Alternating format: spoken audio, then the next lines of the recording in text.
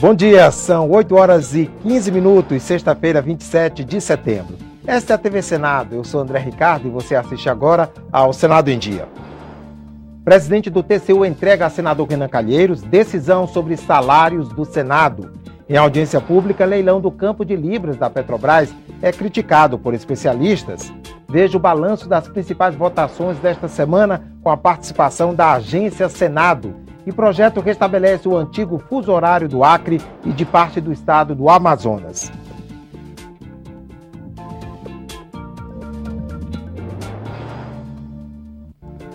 O presidente do Tribunal de Contas entregou ontem ao senador Renan Calheiros a decisão sobre os salários do Senado que estão acima do teto do funcionalismo público. O que foi pago a mais terá de ser devolvido. O Senado tem 30 dias para reduzir os salários dos servidores da Casa que estão acima do teto do funcionalismo. Pela Constituição, esse valor equivale ao subsídio de um ministro do Supremo, atualmente em R$ 28 mil. O Senado pediu que o Tribunal de Contas fizesse uma auditoria na Folha, porque haviam decisões judiciais sobre o que era mesmo o teto constitucional. Os 464 funcionários identificados na auditoria realizada em 2010 terão ainda que devolver o valor recebido acima do teto desde 2008, o que representa cerca de R$ 300 milhões. Eu considero que foi uma decisão importante para dar um basta ao supersalário, porque temos diferenças salariais no Brasil de 1 para 100 ainda em relação a um trabalhador. Essa decisão vem em boa hora, ela se harmoniza e se complementa com as decisões que estão sendo tomadas no Senado Federal e nós vamos implantá-la imediatamente. A decisão como um todo, com relação ao teto constitucional e com relação à cobrança do retroativo. Também foram identificados outros pagamentos considerados irregulares, referentes a horas extras, horas não trabalhadas e acúmulo de cargos indevidamente. A Câmara dos Deputados também vai ter que cortar o vencimento de mais de 1.000 servidores. O prazo para se adequar vai até 14 de outubro. Se cumprida, a decisão do tribunal em relação aos supersalários deve gerar uma economia anual de R$ 700 milhões. No Senado, Renan Calheiros garantiu que a devolução aos cofres públicos será feita de acordo com a Lei 8.112. A norma permite o parcelamento do débito, mas as prestações não podem ser inferiores a 10% da remuneração bruta do servidor.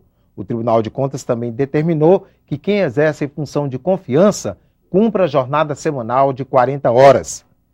O Sindicato dos Servidores do Poder Legislativo anunciou que vai recorrer para o Sindileges. Se houve erro, ele foi cometido pela administração pública e não pelos funcionários. O maior leilão da história do Brasil para explorar petróleo em águas profundas foi criticado ontem por especialistas que vieram ao Senado. É que a Petrobras não terá exclusividade no campo de Libra, que será leiloado pelo regime de partilha. 11 empresas vão participar da primeira licitação do pré-sal. O leilão de Libra está marcado para 21 de outubro. O estoque pode chegar a 10 bilhões de barris, mas este engenheiro é contra a decisão do governo de licitar a área. Para ele, a exploração do petróleo deve ficar com a Petrobras, porque tem baixo risco e elevado potencial de produção. Isso aí é leilão do petróleo, não é leilão de um bloco onde se vai buscar encontrar petróleo, onde há probabilidade de existir petróleo. É o leilão de um petróleo que ainda não foi extraído, mas se sabe onde está. Segundo Paulo Metri, a empresa vencedora do leilão vai repassar pouco mais de 40% do lucro para o Fundo Social do Pré-Sal. Se a Petrobras fosse a contratada, a transferência poderia dobrar. Nenhuma empresa estrangeira irá oferecer isso, mas a Petrobras pode oferecer. A Petrobras é controlada pela União, pelo governo brasileiro, e o governo pode determinar ela para ela ceder 80% do seu excedente de óleo para o Fundo Social. A Associação dos Engenheiros da Petrobras também critica o leilão. Exportar o nosso petróleo bruto do pré-sal só dá lucro para as empresas estrangeiras. Para o país é uma perda irreparável. Então, vamos cerrar fileira e dar à presidente Dilma força para que ela suspenda esses leilões. A senadora Vanessa Graziotin reconhece a competência da Petrobras, mas defende o leilão. Tecnicamente, nenhuma outra empresa do mundo é mais capacitada do que a Petrobras para trabalhar em Libra, tecnicamente, em todos os aspectos. Agora, que financeiramente não é só uma questão do bônus, é uma questão de investimento mesmo. A Petrobras não disponibiliza de recursos para enfrentar essa exploração só. O senador Roberto Requião sugeriu a audiência pública e criticou a ausência do Ministério das Minas e Energia. O governo não mandou representantes, se nega ao contraditório. E a ausência dos senadores mostra o desinteresse do Senado em discutir esse problema importantíssimo, que é a forma com que nós estamos operando a extração do petróleo de Libra. O Ministério das Minas e Energia informou que recebeu o convite para a audiência pública na tarde da última terça-feira e que os profissionais qualificados para participar não puderam comparecer porque já tinham um compromisso agendado fora de Brasília. O Ministério informou ainda que tentou negociar uma nova data para a audiência, mas o pedido não foi aceito. Veja agora o balanço das principais votações desta semana no Senado. Quem traz as informações é o coordenador da Agência Senado, Marco Antônio Reis. O Senado concluiu a votação de duas propostas importantes nesta semana, ambas na última terça-feira. A regulamentação da profissão de vaqueiro e a chamada PEC da Música, que foram votadas diante de um plenário lotado. Vaqueiros completamente paramentados e cantores e compositores famosos dividiram lugar nas galerias para acompanhar a sessão. Vamos começar então com o projeto de lei que regulamenta a profissão de vaqueiro. O texto lista uma série de atribuições que compõem a atividade, mas não acrescenta nenhum direito aos vaqueiros, porém reforça as garantias da legislação trabalhista. A única polêmica durante a votação foi sobre o dispositivo que torna obrigatória a inclusão do seguro de vida e de acidentes nos contratos de trabalho feito pelos estabelecimentos agropecuários. Alguns senadores temiam a criação de um ônus a mais para pequenos proprietários. Além disso, os senadores argumentaram que o seguro já está previsto na legislação trabalhista e é coberto pelo INSS. Mesmo assim, o seguro foi mantido no texto para evitar que o projeto retornasse à Câmara. O relator Paulo Davim se comprometeu a solicitar que a presidente Dilma vete este item. Encerrada a votação e as homenagens aos vaqueiros, foi a vez dos músicos. Os senadores aprovaram proposta de emenda à Constituição que isenta de impostos CDs e DVDs com obras musicais de autores brasileiros. Com a mudança, a expectativa é que haja uma redução no preço desses produtos e o desestímulo à venda de cópias piratas.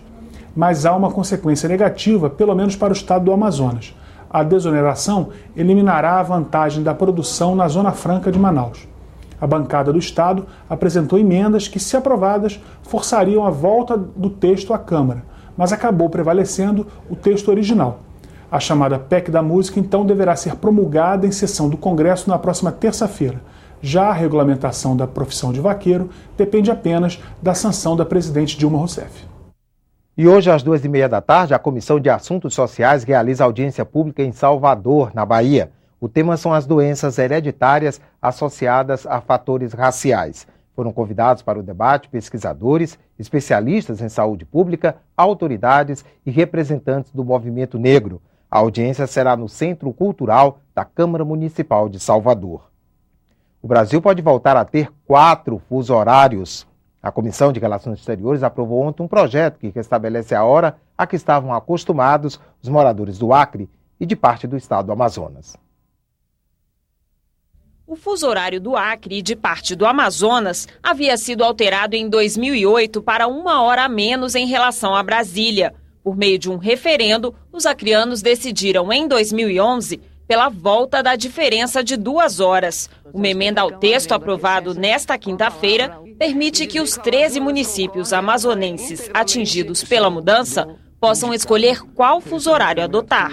O que nós estamos querendo é isso, é que o povo do Acre tenha o seu horário de volta para que nós possamos viver com o horário antigo, o horário de Deus, como é chamado lá no meu estado. A proposta ainda precisa ser analisada pelo plenário do Senado. Atualmente, o Brasil tem 3 fusos horários diferentes. A Comissão de Relações Exteriores votou também um projeto que pretende facilitar a revalidação de diplomas emitidos por universidades estrangeiras. Também foram aprovadas indicações de representantes do Brasil no exterior. O Brasil é membro fundador da ONU, participou de 30 das 67 operações de paz da organização e hoje comanda a maior delas, no Congo.